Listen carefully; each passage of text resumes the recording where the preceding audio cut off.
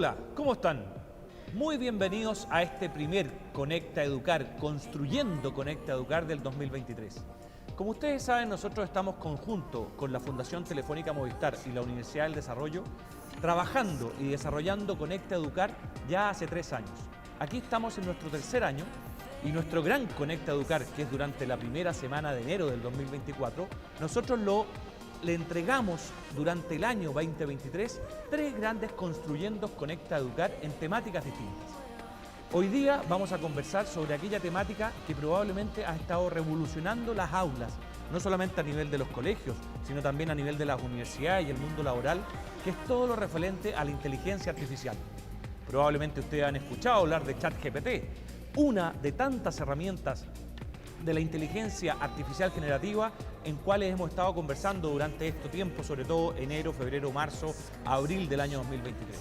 Para eso, hoy día tenemos a grandes invitados que en distintos ámbitos nos van a contar de qué se trata la inteligencia artificial generativa, cómo esta está penetrando en los colegios y en las universidades, cómo está cambiando el mundo laboral. Pero para eso quiero darle el pase y introducir a nuestra compañera Olga Alarcón, directora de Fundación Telefónica Movistar, quien nos va a presentar a nuestros invitados. Olga, muy bienvenida. Muchas gracias, Pelayo. Así es. Muy buenas tardes. Muchas gracias por esta participación y les voy a presentar a nuestros grandes invitados. Quiero presentar a Leo Ferrer, quien hoy día es un investigador de la Universidad del Desarrollo, que además destacado académico y dirige además el área de Big Data. Bienvenido y que podamos contar con todo tu conocimiento. También nos acompaña Matías Hoyle. Matías es además el director para Latinoamérica de Laboratoria y se ha destacado además porque en el tiempo ha desarrollado una serie de productos dirigidos especialmente para la educación. Así que va a podernos contar cuál ha sido todo ese desarrollo que ha podido estar hoy día presente también en muchos colegios de Chile. También nos acompaña desde la experiencia de la sala de clase Fabián Ovalle. Fabián es además director del área de tecnología del Colegio Blesgana, un colegio que además se ha destacado por estar dentro de los 100 colegios más innovadores del mundo. Bienvenidos, muchas gracias por estar hoy día acompañándonos y ser parte de este primer Conecta Educar 2023, construyendo nuestra base para el Construyendo 2024. Viendo eso, te agradezco, Olguita. Quiero partir presentándoles a Leo. Leo Ferrer es del Instituto de Data Science de la Universidad del Desarrollo, un tremendo investigador. Lleva trabajando en esto su vida laboral entera y por lo tanto una de las personas que más conoce desde Chile lo que es la inteligencia artificial y lo que hay detrás de la inteligencia artificial. Como ya saben ustedes, durante la pandemia toda la transformación digital se aceleró muchísimo.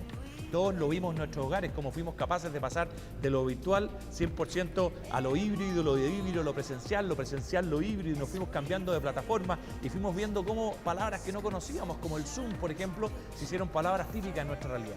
Bueno, ha pasado un par de años de ello ya y vemos cómo la inteligencia artificial está tomando espacios que nosotros no nos habíamos dado cuenta, de la misma forma que las plataformas fueron tomando espacio durante la pandemia. Por eso, Leo, te doy la bienvenida y quiero que nos puedas de alguna manera mostrar, iluminar, enseñar qué es la inteligencia artificial, qué es la inteligencia artificial generativa, cómo se produce, de dónde viene, desde cuándo la estamos trabajando. Porque entiendo que desde el punto de vista de las empresas la vienen utilizando hace mucho tiempo, de hecho Watson ya venía con esto hace muchos años. ¿Cómo lo estás viendo tú, este cambio que estamos teniendo? Bueno, muchas gracias, Pelayo, Olga, por tenerme aquí. La pregunta que me estás haciendo es una pregunta compleja, es una pregunta que tiene mucha historia. Mucho más historia, por ejemplo, que el principio de todo esto, que fue en los 50, en la que Turing preguntó si las máquinas pueden efectivamente pensar o no. ¿Okay?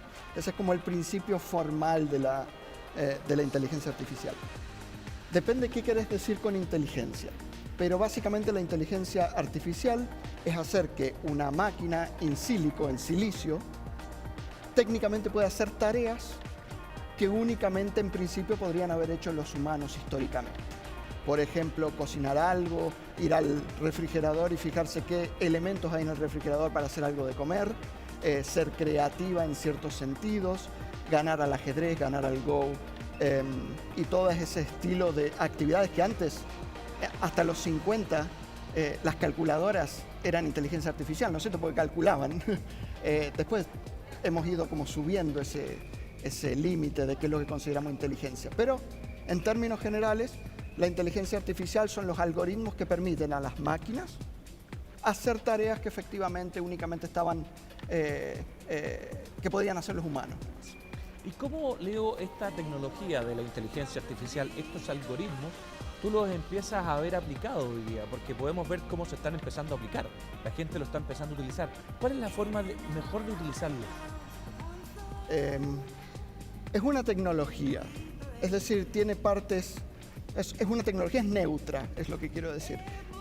Podés utilizarlo como algo que te permita hacer cosas relativamente malas, como entrar a la educación y copiar pedazos de información, o podés ocuparla como un compañero o compañera de estudio y le podés preguntar cosas, decirle que te diga cómo hacer ciertas otras. La tecnología es neutra y se ocupa en todas las áreas en las que podés ocupar un ayudante, ¿sí? Por ejemplo, en mi caso, por ejemplo, la puedo ocupar en escribir artículos de investigación, en que me ayude a encontrar referencias. Y estoy seguro que Matías y Fabián tienen un millón de otros ejemplos mucho mejores, digamos, de lo que se puede hacer. Tú hablas un poquito de las ventajas y las desventajas de utilizarla, digamos. Claro. ¿Cuál crees tú que es la principal ventaja que hoy día nos está entregando la inteligencia artificial? Si me preguntas en este momento el cambio de paradigma que hubo con ChatGPT, yo creo que es la capacidad de tener un agente que te ayude a hacer la tarea que antes te llevaba mucho más tiempo y mucho menos tiempo. Por ejemplo, escribir un email. Antes a lo mejor te llevaba 5 minutos escribir un email, ahora le decís qué quieres que te diga y te escribe ese email en diferentes registros, en diferentes idiomas. Eso te salva, pasas de 10 minutos a 1 minuto. Y desde el punto de vista de las desventajas. Las desventajas son también muy complejas. Las desventajas, hay unas desventajas de sesgo. Las máquinas, la inteligencia artificial está basada técnicamente en ajustar curvas a un montón de información, pero esa información también está sesgada a lo que ha pasado históricamente con la raza humana, ¿sí? Entonces hay sesgos ahí. Y yo creo que esa es particularmente la desventaja más grande de la inteligencia artificial en este momento. Fabián, así como lo planteaba Leo, esta amplitud de espacios donde puede ser utilizada hoy día la inteligencia artificial y también abordando la experiencia que tú tienes, que ya es bastante, digamos, y muy reconocida. Además, insisto, esta posibilidad de estar dirigiendo además en un colegio con este prestigio, siendo un colegio que está ubicado más en la comuna de San Ramón, que se ha destacado, y estar dentro de los 100 colegios más innovadores. ¿Cuál crees tú que de tu experiencia ha sido lo que ya por una parte se está aplicando y cuáles son esas oportunidades específicamente ligadas ya al aula, pero especialmente desde la atención a los estudiantes? Súper. Bueno, lo primero es como enfatizar en que dentro de lo que nosotros estamos viendo como colegio, nosotros utilizamos las tecnologías como un medio para lograr los diferentes aprendizajes en diferentes asignaturas, sea lenguaje, matemática, la misma tecnología, sea historia o inglés, por ejemplo. Entonces, dentro de lo que nosotros hemos estado viendo, primero nos metimos en el mundo de la programación y luego empezamos a ver que empezó a aparecer un mundo que se llama inteligencia artificial. Y empezamos a ver que habían software, habían personas que ya estaban desarrollando inteligencia artificial por medio de un lenguaje de programación educativa. Y nosotros dijimos, la inteligencia artificial está abarcando diferentes espacios, diferentes profesiones, y tenemos que meter a nuestros estudiantes en ese mundo, en esa conversación. Y fue ahí cuando descubrimos el Machine Learning, que es un proceso donde uno entrena a la máquina para que haga acciones humanas, para que resuelva acciones humanas. Y eso nosotros lo comenzamos a conectar con Scratch. Scratch es un lenguaje de programación en bloque que nuestros estudiantes ya veníamos desarrollando desde hace más de 10 años. Y hace 3 años conectamos esto que es Scratch con Machine Learning y logramos desarrollar diferente inteligencia artificial y tenemos variadas experiencias, tanto en ciencias como identificar el tipo de sangre que tienen nuestros estudiantes por medio de la inteligencia artificial y Scratch. como también hacer asistentes virtuales, reconocimientos faciales, reconocimientos de textos. ¿Y eso lo han implementado ya en el Eso ya lo establecimiento? hemos implementado. Por ejemplo, el año pasado nosotros hacemos una feria científica en nuestro colegio que tenemos más de 60 stands. Y uno de los stands fue de inteligencia artificial y había un reconocimiento facial. Entonces, obviamente colocaron diferentes artistas, diferentes futbolistas, cantantes, y los estudiantes se ponían delante de la cámara y podían ver a qué artista o a qué futbolista se parecían más. También el año pasado en ciencias hicimos con sangre, sacamos diferentes fotos de los distintos tipos de sangre de los estudiantes. Y eso lo cargamos a Machine Learning y pudimos entrenar a la máquina para que nos dijera qué tipo de sangre tenía la persona en base a una foto, un reconocimiento de imágenes. Pero además este año yo creo que ChatGPT hace una revolución y nosotros hablamos de que en la educación es un riesgo, pero también es una oportunidad. Nosotros lo vemos siempre como una oportunidad. ¿Por qué es un riesgo? Porque el chat te entrega respuestas a preguntas que típicamente todos teníamos en el colegio. Resuelve una ecuación, resuelve una pregunta de un texto. Pero acá nosotros tratamos de cambiar el foco, que el foco no sea la respuesta, sino que el foco esté en la pregunta que yo hago como estudiante. Porque si yo pongo el foco en la pregunta, claramente estoy desarrollando la creatividad de qué pregunta tengo que hacer yo para resolver el problema que tengo. Y no que me entregue una respuesta a esas típicas preguntas que teníamos en educación. Así que lo vemos como una posibilidad de poder agilizar procesos educativos y acercar el aprendizaje a los estudiantes. Fabián, y en esa misma línea, ¿cómo ha tomado este trabajo la comunidad, los padres apoderados ahí? Porque efectivamente yo creo que gran parte también de los que nos están hoy día escuchando o viendo, existen probablemente muchas dudas. ¿Cómo abordarlo? ¿Cómo trabajar o cómo se conecta esto con la escuela de manera de que, o cómo lo hicieron ustedes para que la familia se incorporara y fuera parte de estos procesos que ustedes han generado? Nosotros queremos que parte importante de conectar a la comunidad escolar con los diferentes desarrollos de la innovación parten desde el proyecto educativo, desde nuestros pilares, desde nuestro eje de desarrollo con el estudiante y también en un trabajo de educar también a las familias. No es enseñar tecnología o innovación porque queramos hacerlo, Eso es importante. sino porque el estudiante actualmente se tiene que desenvolver en un mundo con tecnología. Entonces, la inteligencia artificial que actualmente está llegando, a nadie nos preguntaron si queríamos que se creara ChatGPT. Claro. A nadie le van a preguntar si en su profesión va a querer inteligencia artificial, sino que va a llegar y tenemos que tener personas preparadas para esto, preparadas para el mundo laboral, preparadas para el mundo que se tienen que desenvolver, y desde ese punto de vista las familias lo han entendido súper bien y hemos hecho un trabajo súper arduo, súper en precisión de poder decirle a las familias que lo que estamos desarrollando va en total beneficio del estudiante, no en un beneficio del colegio, sino que en desarrollar habilidades que el estudiante tiene que ocupar en su vida real. Felicitaciones, Fabián. En la misma lógica, Leo, Fabián nos cuenta de la lógica escolar. Avancemos a la lógica universitaria. Tú estás haciendo clases, a la vez estás formando profesores. ¿En qué te ayuda esta herramienta, como nos comentaba recién Fabián, en la universidad? ¿Ustedes ya la están ocupando activamente en la formación, tanto del alumno de pregrado, posgrado y en la formación de profesores? ¿Los profesores la están utilizando o es un proceso que está partiendo? Yo creo que es un proceso que está partiendo, pero al mismo tiempo creo que la gente está efectivamente muy interesada en este estilo de tecnologías, ¿no es cierto? Personalmente, en mi aula, que es un aula de análisis de datos, de Data Science, yo de alguna manera trato de hacer que usen ChatGPT. Es mucho más fácil para ellos, no necesariamente tienen que saber un montón de código, pueden llegar a un producto mucho más rápido en términos generales. Y también yo creo que hay una cuestión creo que hay un cambio de paradigma en este momento. La información, todo lo que la gente tiene que saber está en la internet, está afuera, está en algún lado. Antes acceder a esa información era muy complicado en la educación, por eso tenías un libro, las personas escribían en el pizarrón, ¿no es cierto?, para que vos pudieras tener acceso a esa información. Ahora esa información ya la tenés acceso a YouTube, tenés acceso a tutoriales, probablemente mucho mejor de lo que podemos enseñar nosotros. Lo que sí podemos hacer nosotros como profesores, como educadores, es llegar y decir, ok, si la información está afuera, yo lo que tengo que hacer es determinar cuestiones más críticas, como de pensamiento, y que la gente haga cosas ahí mismo en la sala, por ejemplo.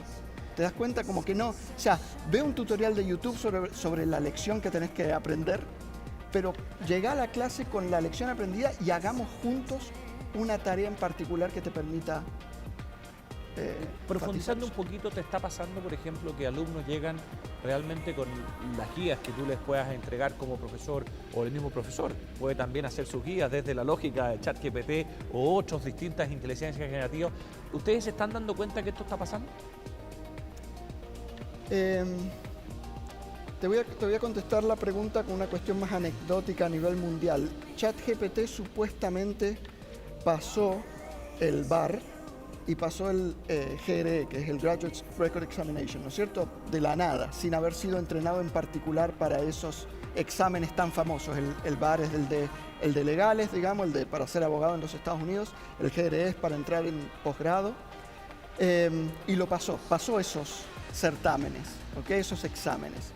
Pero no pasó la contraparte india de esos certámenes.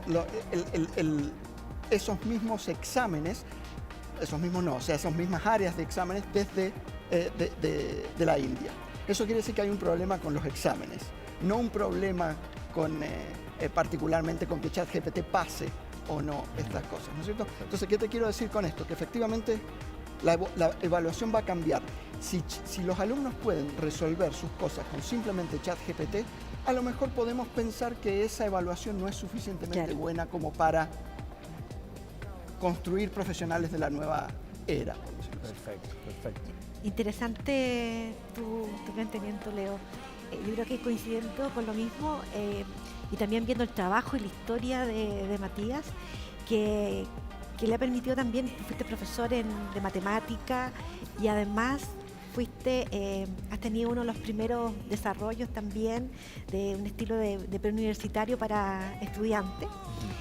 Por lo tanto, para ti este trabajo con la inteligencia artificial ya data su tiempo y creo que, y compartimos yo creo que todo lo que estamos aquí, que la explosión tiene que ver con abierto esta aplicación de manera gratuita que la hizo masiva y en una explosión y nos puso en conocimiento de un tema que probablemente estaba muy en nichos, digamos. Y hoy día tú escuchas a mucha gente discutiendo el tema, lo que me encanta personalmente. Tu mirada, Matías. Yo también te he escuchado a ti en muchas charlas que me encantan, soy una de tus seguidoras. Y en ese sentido, ¿cómo lo ves tú? ¿Cómo ves tú este desarrollo que se puede hacer? Lo mismo que nos comentaba Fabián, las oportunidades que tiene y desde tu experiencia también las desventajas que has visto desde la aplicación en el aula. Una súper buena pregunta y quizás anecdóticamente también remontarme a mis tiempos de profe que mencionaste. Uno cuando está al frente de 30, 35, 45, incluso a veces estudiantes, se da cuenta de que son 45 universos distintos, 45 niveles de habilidades distintas, y uno como profesor lamentablemente tiene muy poco tiempo para preparar una clase. Yo lo que hacía era prepararla prácticamente la noche anterior para aplicarla el día siguiente, y con ese poco tiempo que uno tiene, uno prepara una clase para el estudiante promedio, que dicho sea de paso, ese estudiante promedio ni siquiera existe. O sea, nadie es solamente promedio en todas las habilidades que un estudiante puede tener. Entonces, uno llega con esa clase preparada con todo el cariño del mundo, pero están los estudiantes que están un poco más adelante y que necesitan una clase quizás más desafiante, y los estudiantes que van un poquito más atrás y necesitan una clase más ajustada a su ritmo. Y yo diría que la inteligencia artificial está abriendo la puerta para hacer realidad ese sueño del profesor de poder tener 45 profesores distintos ahí sentados con los estudiantes, midiendo los niveles de habilidad en matemáticas, en biología, lo que sea, y presentándole un camino, una trayectoria educativa distinta a cada uno de esos 45 estudiantes. Eso, diría, pre-ChatGPT, yo como profesor lo hubiese pensado algo imposible. Hoy día lo veo cada vez con más claridad. Y eso abre una puerta gigantesca a un montón de aplicaciones que no solamente los estudiantes se pueden beneficiar, sino que también los profesores.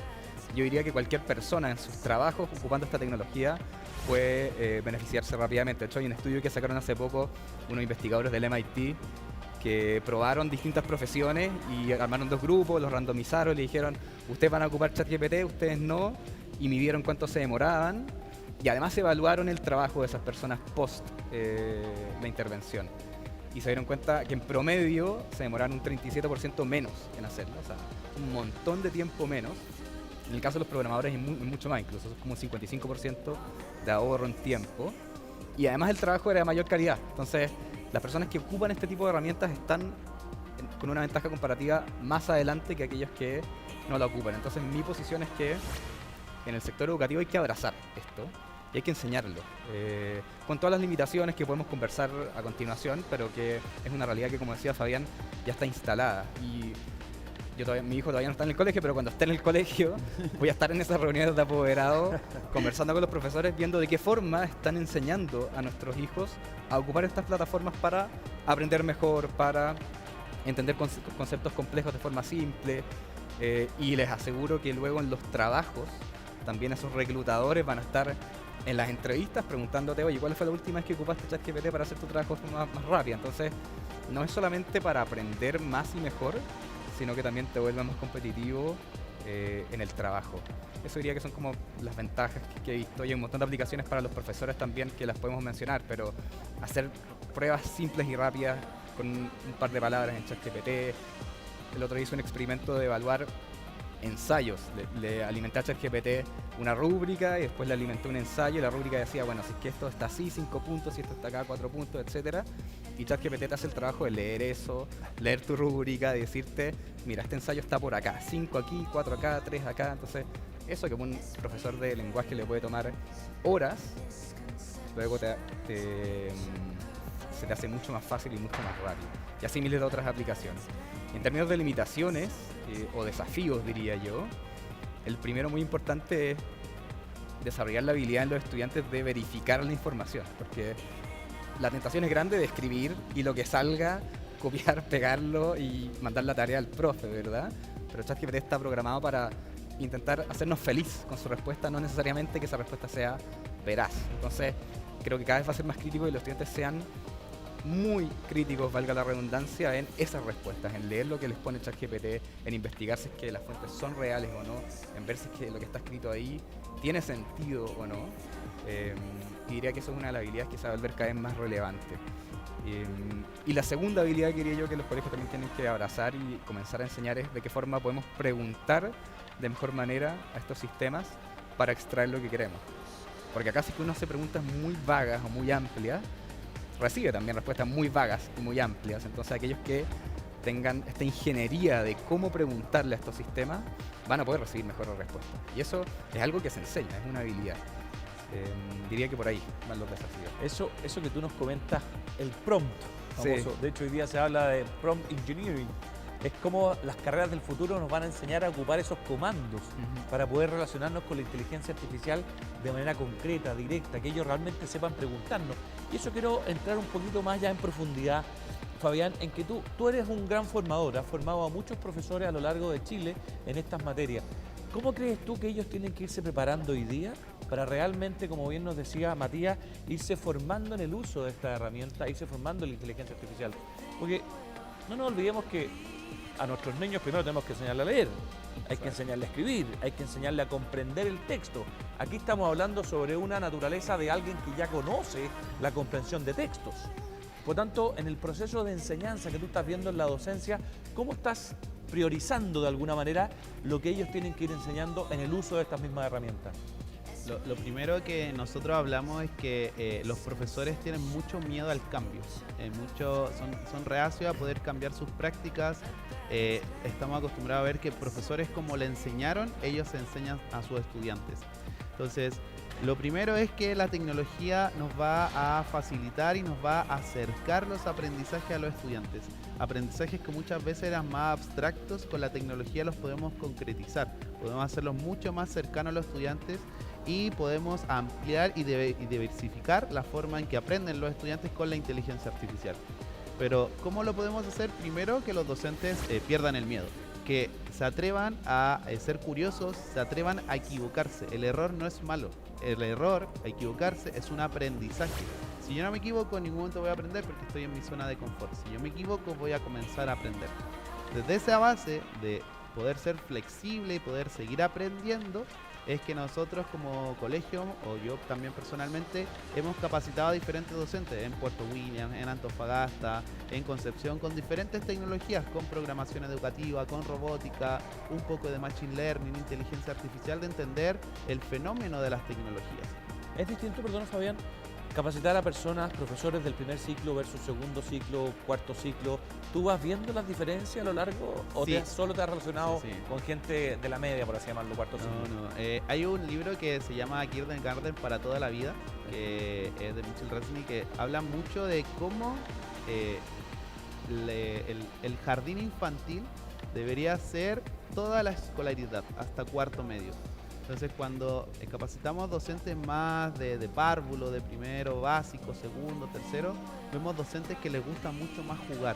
Y cuando ya van creciendo, vemos docentes que sienten que a los estudiantes no les gusta jugar. Yo voy a contar ahora una experiencia más propia. Ahora, al llegar acá, antes de llegar acá, vengo del aniversario del colegio con estudiantes de enseñanza media. Y estaban todos jugando. Estaban todos jugando, todos divirtiéndose.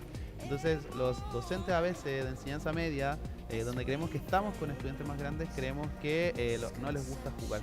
Entonces, con eso las capacitaciones también se vuelven más amenas porque incluimos el juego dentro de lo que es las capacitaciones con tecnología, incluir las innovaciones en el aula y que los docentes puedan, por medio de la tecnología, desarrollar las diferentes habilidades y acercar estos aprendizajes a los estudiantes. Fabián nos explicaba con respecto al impacto de los docentes y cómo poder incorporar la tecnología, la inteligencia artificial. Desde tu experiencia, Leo, y también ahora dirigiéndonos a los estudiantes. Hace pocos días, Fundación Telefónica lanzó a través de su programa Profuturo precisamente un informe que señala, y donde estaban ahí los invitados destacaban, que uno de los mayores impactos iba a haber precisamente en la educación superior y en la educación especial. Pero dirigiéndonos a los estudiantes que están hoy día ahí, probablemente muchos de ellos también escuchándonos, ¿qué mensaje le podríamos dar de cómo podrían ellos prepararse para ir en este camino que probablemente cuando ya lleguen a la universidad o están en los primeros años ya se van a encontrar con esta realidad como parte de su formación también? Es una buena pregunta. Sinceramente, más que cómo tienen que prepararse, yo creo que el mundo es al revés. Es decir, ellos van a tener la posibilidad de seguir tracks, por decirlo así, de educación que están perfectamente hechos para ellos, por ejemplo. O sea, su exploración va a ser única. Por ejemplo, Matías decía que usualmente uno hace la clase para el estudiante promedio. Aquí no va a haber una clase para el estudiante promedio. Acá cada estudiante va a tomar un objetivo y explorarlo de la manera que quiera, que antes era imposible hacerlo con evaluación directa, con su propia forma de llegar al conocimiento, etcétera, etcétera. Entonces yo creo que no es que se tengan que preparar, es que ahora toda la educación, todo el sistema educativo va a ser un sistema que va a estar, como te digo, hecho para cada uno, para cada individuo, por decirlo así. Yo creo que Pelayo también nos abre oportunidades a quienes ya pasamos a la universidad y que atractivo sería volver nuevamente a identificar esas individualidades que tenemos. Otra cosa que Una es muy educación importante. muy personalizada, como dice Leo. O sea, Exacto, pero te explico. déjenme decirles una cosa también muy importante con respecto a eso. La educación no es solamente una educación de una índole más normal, digamos, sino, por ejemplo, la educación especial también se va a ver absolutamente impactada por esto. Me acuerdo que en los 2000 había gente que estaba tratando de hacer que la matemática, que las fórmulas, que los gráficos fueran mucho más accesibles a gente que, por ejemplo, tenía deficiencias visuales, por ejemplo. Entonces esa gente no podía acceder a los gráficos matemáticos, gráficos de funciones o lo que sea. Ahora sí, ahora ellos pueden a su ritmo hacer preguntas a estas máquinas para que contesten efectivamente lo que ellos querían decir. Ni que hablar, por ejemplo, de gente, por ejemplo, de la tercera edad, que puede solamente preguntar cosas, ya no tienen que ir a Google y elegir un link. Ahora pueden preguntar y esta máquina va a contestar con sus sesgos y sus desventajas, pero va a contestar algo, ¿no es cierto? Y ese algo, que uno tiene que tener sentido común, va a revolucionar absolutamente todo, en mi opinión. Compartido. Bueno, en el fondo nos comenta Leo la importancia de la educación personalizada ya. Tú ya nos hablaste de las diferencias que se van produciendo en los colegios y una preocupación que nosotros tenemos es la brecha que esta tecnología empieza a producir. ¿Tú estás viendo de alguna manera a nivel educativo esa brecha que puede empezar a producirse a partir de que algunos usan estas herramientas neutrales que nos hablaba Leo versus aquellos que no las usan? Sí, se está viendo porque actualmente hay colegios que incluso ni siquiera se han metido al mundo de la innovación. O sea, acá estamos hablando de inteligencia artificial y nosotros como colegio estamos dentro de ese mundo porque venimos haciendo un proceso de trabajos con tecnología, con programación educativa, con robótica, pero hay colegios que muchas veces ven esto, pero no saben cómo incluirlo, no saben cómo robótica puede estar dentro de la asignatura, cómo inteligencia artificial me puede servir para enseñar ciencias. Entonces se va a ir viendo un desarrollo en algunos colegios y otros no van a tener este desarrollo. Y muchas veces no es un tema de recursos, es un tema de el lenguaje que utilizamos. Es un tema más de filosofía, qué discurso tenemos como colegio ante la comunidad para que la comunidad también se apropie de lo que nosotros queremos desarrollar en los estudiantes. El cambio cultural tan necesario que se requiere, Exacto, digamos. un cambio cultural dentro de las comunidades educativas. Y en esa misma línea, Matías, tú que estáis viendo también la globalidad de esto, ¿dónde estás viendo tú los mayores desafíos que está teniendo esto? ¿El desafío es cómo lo introducimos en toda la sociedad y hay un cambio cultural? ¿O el desafío está en que la educación realmente lo adapte tanto en el mundo universitario, escolar como laboral? Yo creo que el principal desafío ya lo mencionó Fabián y es la incapacidad o la no apertura quizás al cambio de algunos profesores o algunos apoderados. Y esto tiene base en evidencia histórica. O sea, cuando se lanzaron las calculadoras, yo vi hace poco un meme que fue genial, Sí. que era profesores que salieron a protestar a la calle porque las calculadoras se estaban ocupando en entornos universitarios o educativos. Y ahora uno lo ve para atrás y se ríe, pero quizás en ese momento yo, si hubiese sido profe, estaría ahí mismo marchando con ellos al lado. Entonces es algo muy propio humano el no querer abrazar el cambio de buenas a primeras, sobre todo con algo que es tan misterioso como la inteligencia artificial, que tiene como un aura de algo difícil de comprender. Entonces diría que eso es la gran barrera y la única forma, paradójicamente, de romperla es arremangándose y metiéndose a ChatGPT o a lo que fuese y empezar a experimentar. O sea, yo sí le haría la invitación a los profes que estén escuchando esto, viendo esto, que vayan ahora a la página que es abierta, gratis, y empiecen a conversar con ChatGPT, incluso ver algún caso de uso de algo que les tome mucho tiempo hoy día, corrección de ensayo, preparación de clases, generación de material, lo que sea, y atreverse a poner ahí un par de palabras y ver qué es lo que sale. Muy probablemente lo que salga no va a ser perfecto, va a estar muy lejos de la perfección, pero va a ser un primer borrador que le va a ahorrar probablemente el 60 o el 80% del tiempo, que luego el profesor lo único que va a tener que hacer en ese 20% adicional es editar, profundizar.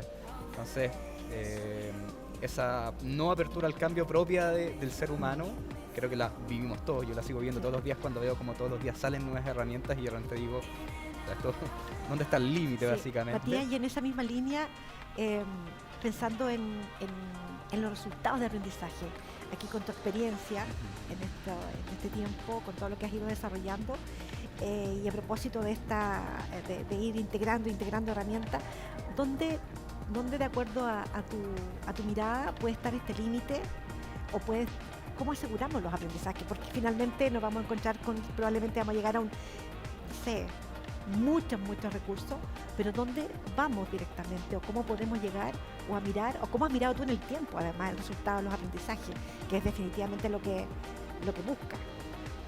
Yo creo que el aprendizaje se da con dos puntos esenciales. El primero es cuando efectivamente podemos personalizar la educación. O sea, lo vimos en Sapien, que es una EdTech que fundé, en donde los estudiantes reciben una trayectoria individualizada en cuanto a matemáticas, y efectivamente los estudiantes que antes estaban frustrados con matemáticas, que ya lo habían dado por botado en media, ven cómo reciben preguntas que están a su nivel y dicen, bueno, acá yo sí puedo construir sobre esto. Y lo mismo, los estudiantes que quizás les va mejor en matemáticas tienen una trayectoria que los desafía y eso los mantiene entretenidos y no los aburre. Entonces, el hecho de poder caer justo en el punto de nivel de habilidad de un estudiante y seguirlo desde ahí en adelante, sin duda tiene un impacto en el aprendizaje. Pero el segundo punto, y acá es donde el profesor se vuelve muy relevante, es en la generación de datos. O sea, todos estos sistemas están mirando constantemente lo que estamos haciendo, cómo estamos respondiendo, cómo está nuestro nivel de habilidad en X contenido, y esos datos son valiosísimos para un profesor, que antes de esto quizás la única forma en que un profesor tenía retroalimentación de lo que hacían los estudiantes eran las pruebas que uno hacía y las notas que uno recibía, que en general un 7, un 5, un 4 de un estudiante no te dice mucho si es que aprendió o no aprendió, o si es que está bien en fracciones, o si es que está mal en decimales. En cambio, estos sistemas que constantemente van a estar monitoreando el aprendizaje, te van a poder decir como profesor, mira, Matías del segundo E está súper bien en este contenido, pero en este otro contenido no está entendiendo muy bien por qué hay que primero igualar los denominadores antes de sumar o lo que sea. Entonces, ese nivel de granularidad de información va a permitir que el profesor pueda tomar unas decisiones pedagógicas mucho más acertadas, mucho más al callo, enfocarse quizás en los estudiantes que realmente lo necesitan y los estudiantes que están volando, que vuelen solos y que vayan por su camino. Entonces, para mí es eso, es la personalización y el uso de los datos de forma pertinente Pero bueno. te escucho y me encanta, digamos, digo, oye, hay estadística, hay capacidad de que los profesores recambien, hay mirada, hay forma. Fabián, ¿se está ocupando realmente este tema hoy día? ¿Se está ocupando en los colegios, no sé, durante el año 21, 22? ¿Tuviste ocupación o realmente estamos en los primeros entradas y puentes de utilización de esta herramienta? Yo creo que estamos recién entrando, pero sí estamos interiorizándonos. Los distintos colegios se están interiorizando, están viendo información. ¿Tú ves No un po- ánimo de aprender? ¿Ves? Sí, yo ¿Te veo llaman distintos colegios? los ¿Ves docentes que a ti tienen ánimo de aprender. te pasa, digamos, le están llamando los tres? Y lo que nos interesa saber es que se está notando un cambio cultural en donde ustedes ven que hay demanda de estos conocimientos que ustedes tienen por los distintos establecimientos educacionales o universidades o mundo laboral. Si por ejemplo yo mañana voy a un colegio en Cholguán, una localidad en la región de, no me acuerdo si era Biobío el Ñuble, está como ahí al límite, y vamos a hacer la inauguración de una sala maker, una sala tecnológica de innovación donde los estudiantes van a poder aprender por medio de la tecnología diferentes asignaturas. El año pasado estuve en Puerto Williams, hace poco una amiga mía, Paz, me llamó para ir al Liceo Politécnico de Win. O sea, tenemos varias redes de contacto que se están involucrando, se están metiendo en este mundo y nosotros como colegio somos una comunidad más abierta. Por lo general los colegios tienden a ser más herméticos, a ser más cerrados, no compartir con el colegio que está al lado, con otras comunidades. Nosotros cambiamos ese paradigma, somos un colegio abierto donde podemos compartir lo que vamos desarrollando junto a otras comunidades. Y bien en concreto, Fabián, ¿cuál es la principal herramienta que hoy día están utilizando? En el caso de ustedes. Nosotros dentro del colegio actualmente estamos vinculando mucho con programación educativa y con inteligencia artificial. Y cuando hablamos de inteligencia artificial, específicamente... Estamos hablando de Machine Learning, como por ejemplo el Learning Machine Learning, que es una plataforma creada por una persona en España, y con él estamos trabajando de lo que es reconocimiento de imágenes, reconocimiento de texto, y lo vinculamos con Scratch. Perfecto. Leo, ¿cuáles, nos has comentado ahí varios aspectos dentro de la educación superior, pero cuáles son los riesgos que tú más inmediato que has identificado en la aplicación en el aula? O sea, hay varias cosas que se pueden decir ahí, ¿no es cierto? Por ejemplo, si uno empieza a usar ChatGPT y ese estilo de cosas, que no haya suficiente sentido común y que, como decía o Fabián o Matías, empecemos a copiar y pegar. Ahí hay mucho sesgo en los datos.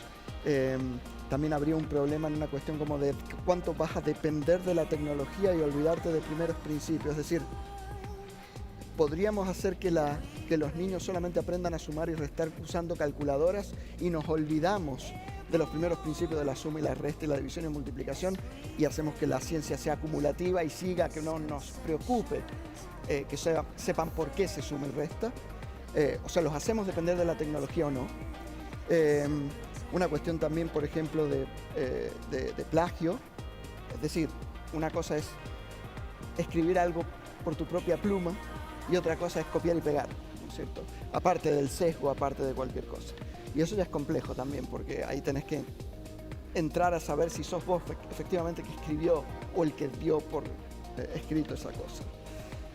Y otra es, yo creo que importantemente ahora, que es por qué la gente está adoptando este estilo de tecnologías y qué sé yo, voy a ser un poco más polémico acá, es decir, es miedo.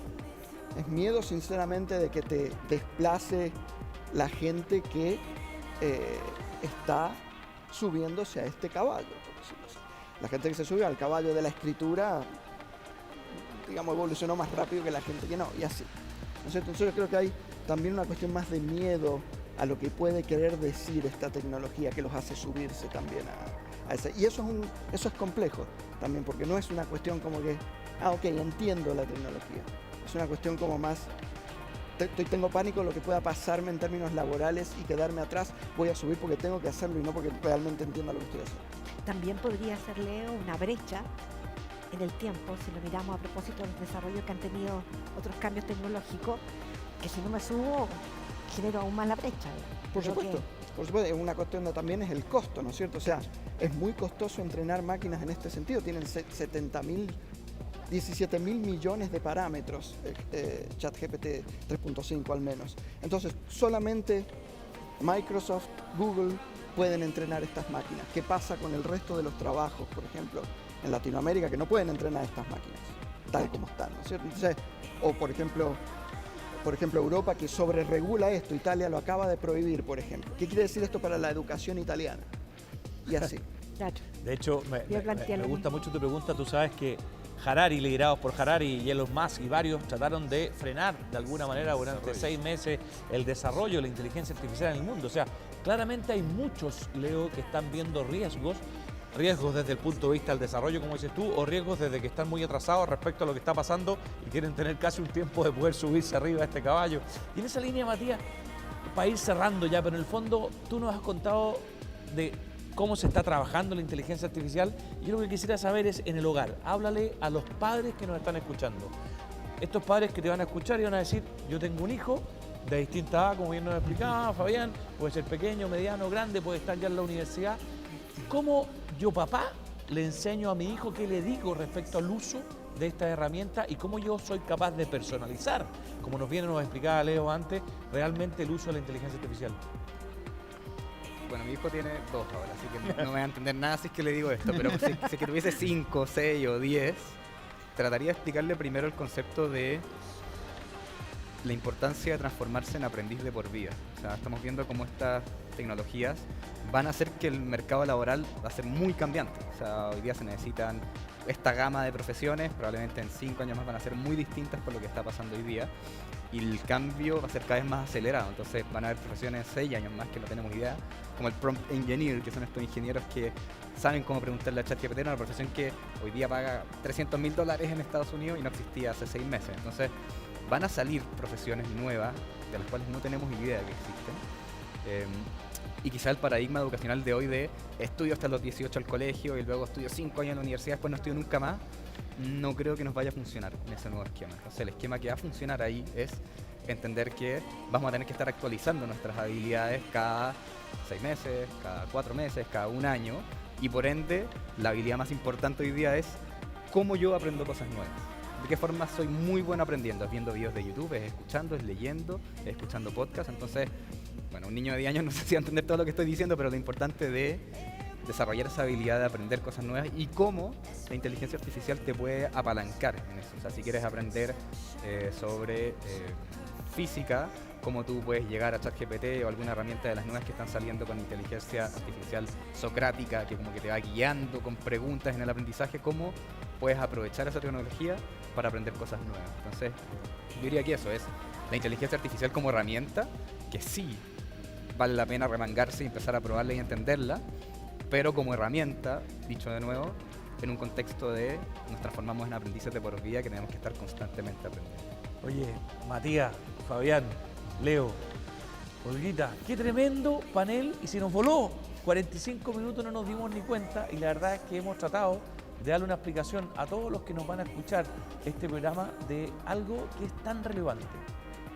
Y en un segundo cada uno, ¿optimista o pesimista respecto al futuro de la educación y la inteligencia artificial? Optimista, totalmente. Completamente optimista. Totalmente. Olga. Totalmente optimista. Y la verdad que todos los que estamos en esta sala estamos absolutamente optimistas, a pesar de los desafíos que ustedes mismos Sí. nos han comentado, es abrazar estas nuevas herramientas, abrazar la inteligencia artificial, enseñarle a nuestros niños, enseñarle a las universidades, tomarla en el mundo laboral y ser capaz de, conjunto con esta herramienta, ir dando nuevos saltos productivos en el aprendizaje y también en el trabajo. Así que les queremos agradecer, Matías, Fabián, Leo, el que nos hayan acompañado. La verdad es que con la Olga hemos tenido un tremendo programa. Es un programa nuevo, es un programa que está teniendo un formato distinto, en un horario distinto, y estamos probando este primer Construyendo 2023, Construyendo Conecta Educar, de esta nueva forma. Así que muchas gracias por habernos acompañado y espero que Muchas nos podamos ver muy pronto nuevamente. Muchas gracias. Gracias. Gracias.